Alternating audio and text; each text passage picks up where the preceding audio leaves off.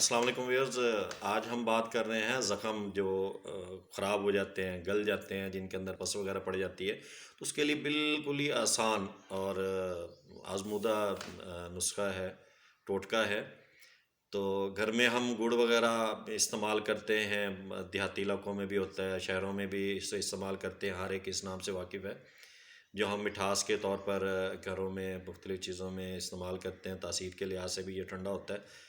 गर्मियों में इसके मशरूबात वगैरह में भी इस्तेमाल किया जाता है। तो इसके बहुत ज़्यादा फ़वाइद होते हैं। तो यहाँ पे हम सिर्फ बात करेंगे जो ज़ख्मों को साफ़ करने के लिए। तो उस पे आप गुड़ लें साफ़, गुड़ लेके उसकी टिकिया बना लें। जितना आपका ज़ख़म है, ज़ख़म के मुताबिक उसको कूट के एक टिकिया टाइप बना लें। टिकिया बना के जो ज़ख़म का हिस्सा है उसके ऊपर आप उसको नरम जो किया हुआ टिकिया बनी होगी उसके ऊपर रख के बाँध दें। बांधने के बाद उसको अगर दिन का टाइम है तो सुबह बांधें, शाम को खोल दें, नहीं तो शाम को बेहतर है कि शाम को बांध दें और सुबह खोल लें। तो जब आप खोलेंगे तो आप देखेंगे कि बिल्कुल ही आपका ज़ख़म जो है ना वो ऊपर से पस वगैरह को साफ़ कर देगा और नीचे बिल्कुल साफ़ शफाफ आपका ज़ख़म निकल आ जाएगा, पस वगैरह साफ़ कर देगा।